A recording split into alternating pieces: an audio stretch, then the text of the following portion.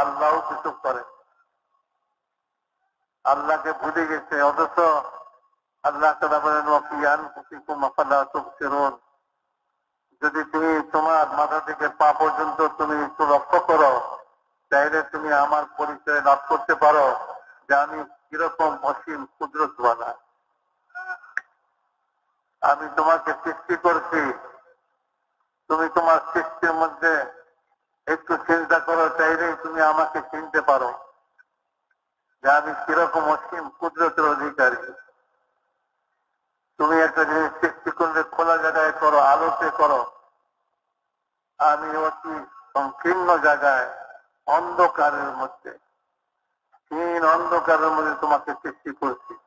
তোমার নাক ঠিক মতন লাগাইছি, তোমার চোখ ঠিক জায়গায় লাগছে, তোমার কান ঠিক মতন দিচ্ছি, তোমার শরীরের ভিতরে প্রত্যেকটা রগরেখা আমি যেটা যেখানে সেটা সেখানে লাগায়া মাতৃ গর্ভের মধ্যে ছোট্ট জায়গায় অন্ধকারের মধ্যে তোমাকে সৃষ্টি করে দুনিয়াটা। মেরে মহতরাম দোস্ত মিসাল দিচ্ছেন, বলেন যে আল্লাহ তাআলা কিভাবে সৃষ্টি করছেন আমাকে। বলে আমি তো সারা দুনিয়াতে ছয় ছিটায় ছিলাম, আমি সূর্যের আলোর মধ্যে ছিলাম, আমি চাঁদের কিরণের মধ্যে ছিলাম, বাতাসের ঢেউর মধ্যে ছিলাম, আমি পানির ফোঁটার মধ্যে ছিলাম, আমি জমিনের উর্বরা শক্তির ভিতরে ছিলাম, সারা দুনিয়াতে ছড়ায় ছিটায় ছিলাম। আল্লাহ তাআলা সবগুলাকে খাদ্যের মধ্যে জমা করলেন, একটা ডালার মধ্যে জমা করলেন। আমাকে ওই ডালার মধ্যে জমা করছে, ওই ডানা মা বাপ খাইছে, খাওয়ার পরে মা বাপের ভিতরে আল্লাহ তাআলা নাপাক পানির কাতরা হিসাবে একত্রিত করছেন, দুজনকে মিলে একত্র করছেন, মাতৃ গর্ভের মধ্যে একত্র করে এক ফোঁটা পানির মধ্যে আমার এই ছবি, সুন্দর ছবিটাকে আঁকছে। দুনিয়াতে কোন নকশা, কোন আর্টিস্ট পানির উপরে কোনো কিছুই করতে পারে না। ভাই পানির মধ্যে একটা বাঘ বানায় দেন, সিংহ ছবি এঁকে দেন, একটা মানুষের ছবি এঁকে দেন, পানির মধ্যে কি করে মানুষের ছবি আছে?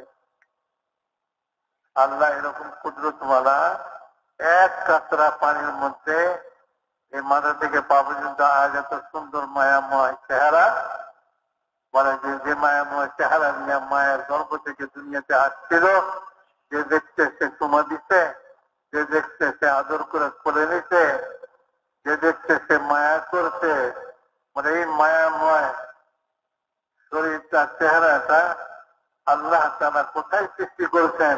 এক গান্দা জায়গার মধ্যে সৃষ্টি করছেন।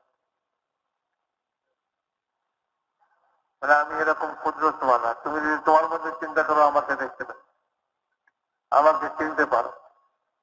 এই জন্য বলেন কিয়ামতের দিন কোন নবীর দাওয়াত যদি কেউ নাও পেয়ে থাকে, আল্লাহ তাআলার ওয়াহদানিয়তের, আল্লাহ তাআলা যে সৃষ্টিকর্তা, এই কথার প্রশ্ন কিয়ামতের দিন আল্লাহ তাআলা করবেন যে আমাকে চিনে আসছো কিনা, আমাকে বুঝে আসছো কিনা।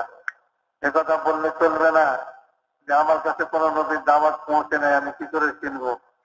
আমি তো জন্মের পর থেকে পাহাড় দেখছি, নদী দেখছি, সমুদ্র দেখছি, জমিদের গাছ লতা পাতা দেখছি, আমি তো আর কিছুই পাই নাই, আমি তো আর জানি না। এই ওজোর চলবে না, বলে চিনতে হবে খোদাকে। নবী না আসলেও খোদাকে চিনতে হবে, আল্লাহকে চিনতে হবে, তোমার সৃষ্টিকর্তাকে চিনতে হবে, তুমি চিনতে পারো।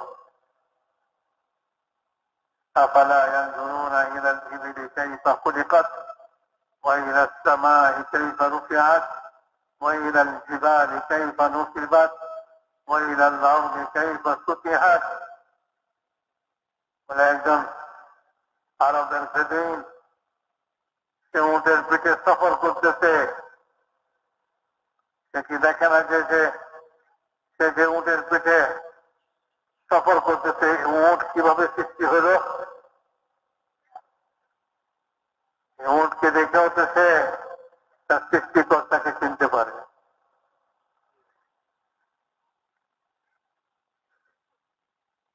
সে কি উপরে আসমান দেখে না, আকাশে তারা নক্ষত্র চন্দ্র সূর্য দেখে না? সে আকাশের দিকে দেখলেও তো সে আল্লাহকে চিনতে পারে। এত সুউচ্চ আসমান কে সৃষ্টি করলো?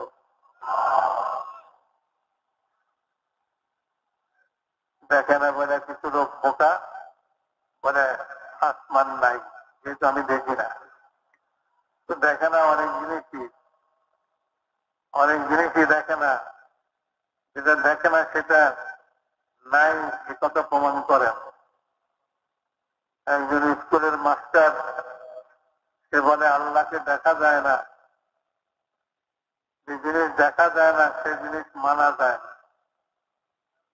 ছাত্রদেরকে শিক্ষা দিতেছে, যা দেখা যায় না তা মানা যায় না। নিয়ম, তা উচিত। ছাত্র বলে জি স্যার, যা দেখা যায় না তা মানা যায় না। সুতরাং আল্লাহ দেখা যায় না, সেজন্য আল্লাহকে মানা যায় না। এক ছাত্র ছিল খুব বুদ্ধিমান। সে খাড়ায় বলে, স্যার আপনি যে নিয়মটা বাঁচাইলেন, এটা যা দেখা যায় না তা মানা যায় না, এটা কি আপনি আপনার আকল বুদ্ধি দিয়ে নিয়মটা বাঁচাইতেছেন না এমনি? না কেন? জ্ঞান বুদ্ধি দিয়েই বাঁচাইতেছে, আকল বুদ্ধি দিয়েই বাঁচাইছে। সে বলে, স্যার আপনার আকলটা একটু দেখাই দেন তো।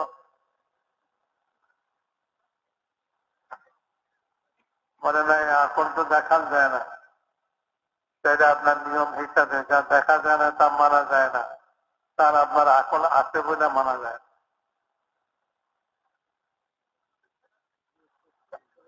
আপনি একজন ব্যাকরণ লোক,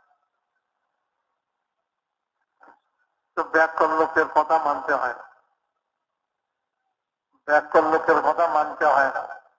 আল্লাহ আছে ঠিকই, আপনি যে প্রমাণ করতেছেন এই নিয়ম দিয়ে যে আল্লাহ নাই, এই কথা ঠিক না। এই জন্য যে আপনি তো ব্যাকরণ, ব্যাকরণের কথা মানতে হয় না। তো মেরে মহতারাম দোস্ত বুজুর্গ, আল্লাহ তাআলা আছেন। আল্লাহুম্মা লাকাল হামদু ওয়া আনতাল হক। হুজুর সাল্লাল্লাহু আলাইহি ওয়াসাল্লাম তাহাজ্জুদের সময় উঠলে এই দোয়া পড়তেন, আল্লাহ আপনার জন্য সমস্ত প্রশংসা, আপনি হক, আপনি আছেন, রাত্র দিনের পরিবর্তন ঘটান। আপনি এত বিশাল, এত উঁচায় আসমান সৃষ্টি করছেন, তার মধ্যে তারা নক্ষত্র দিয়ে সাজাইছেন, জমিনকে সৃষ্টি করছেন, বিছাইছেন। দেখেন আছে পাহাড়গুলি কিভাবে জমিনের উপরে স্থাপিত হলো,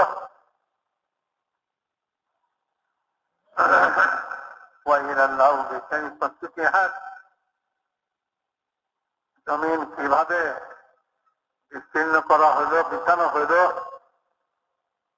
জমিনের উপরে ঘাস লতা পাতা সৃষ্টি করে দিয়া জমিনকে বিছানা বানায় দেওয়া হয়। যার বিছানা নাই সে ঘাসের উপরে শুয়ে থাকুক, জমিনের উপরে শুয়ে থাকুক। জমিনকে না শক্ত বানানো হয়েছে যে পিছলায় পড়ে যায়, আর না জমিনকে এত নরম বানানো হয়েছে যে জমিনের ভিতরে ডুবে যায়।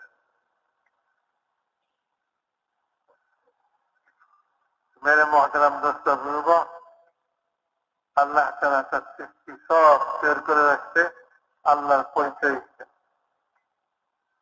আল্লাহকে চেনো, আল্লাহ আছেন। হুজুর আকরাম সাল্লাল্লাহু আলাইহি ওয়াসাল্লাম দোয়া পড়তেছেন, আল্লাহুম্মা লাকাল হামদু আনতাল হক ওয়া লিকাউকা হাক্কুন। হে আল্লাহ, আপনার সঙ্গে সাক্ষাৎ এটাও হক, অবশ্যই সাক্ষাৎ হবে। মিনহা খালাকনাকুম ওয়া ফিহা নুঈদুকুম ওয়া মিনহা নুখরিজুকুম তারাতান উখরা।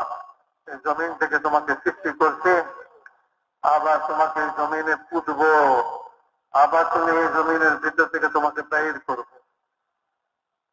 কিভাবে জমিন থেকে বাইর হবে এটা দেখো না? যখন বৃষ্টি পড়ে জমিনের ভিতর থেকে ঘাস লতা পাতা সব আপনা আপনি বাইর হয়ে পড়ে, মানে ঠিক এরকম ভাবে তুমিও একদিন এই জমিনের ভিতর থেকে বের হয়ে পড়বে।